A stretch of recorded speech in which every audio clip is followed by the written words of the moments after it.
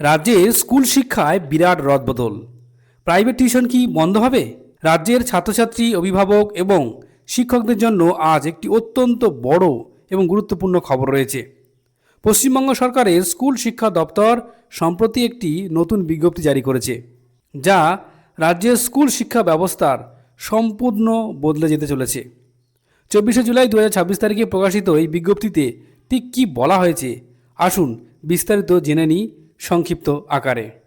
প্রথমত, রাজ্য সরকার একটি নতুন সিলেবাস কাম কারিকুলাম কমিটি গঠন করেছে।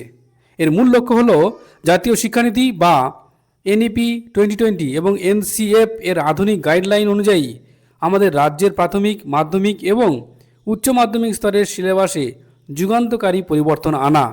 এই কমিটির মূল কাজগুলি কী কী হবে, চলুন পয়েন্ট ওয়াইজ দেখে নেওয়া যাক। 1. সিলেবাস পরিবর্তন। প্রথম শ্রেণী থেকে দ্বাদশ শ্রেণী পর্যন্ত বর্তমান পাঠ্যক্রম এবং বইগুলি সম্পূর্ণ পর্যালোচনা করে এই সিলেবাস পরিবর্তন করা হবে। দ্বিতীয়ত, মুখস্থ বিদ্যায় ইতি। শুধু নম্বর পাওয়ার জন্য মুখস্থ করার প্রবণতা কমিয়ে বিষয়বস্তু সঠিকভাবে বোঝার উপর জোর দেওয়া হবে এই সিলেবাসে। তৃতীয়ত, প্রাইভেট টিউশন কমানো। প্রাইভেট টিউশনের উপর ছাত্রছাত্রীদের বর্তমান নির্ভরতা কিভাবে দূর করা যায় সেই বিষয়ে কমিটি বিশেষ পদক্ষেপ নেবে। এর জন্য স্কুলের শ্রেণীকক্ষেই উন্নত মানের পাঠদানের উপর জোর দেওয়া হবে।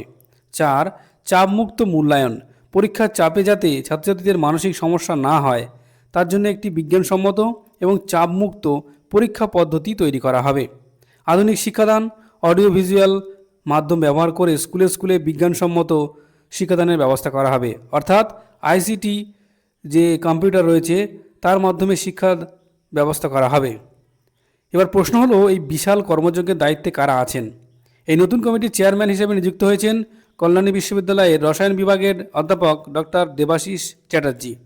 কমিটিতে তার প্রথম মিটিংয়ে 2 মাসের মধ্যে একটি প্রাথমিক রিপোর্ট এবং পরবর্তী 3 মাসের মধ্যে চূড়ান্ত রিপোর্ট জমা দিতে বলা হয়েছে। বন্ধুরা, সরকারের এই নতুন উদ্যোগ নিয়ে আপনার কি মতামত? সিলেবাস বদল এবং প্রাইভেট টিউশন কমানোর এই পদক্ষেপ কি সত্যি সফল হবে? আপনাদের মূল্যবান মতামত অবশ্যই কমেন্ট করে জানান।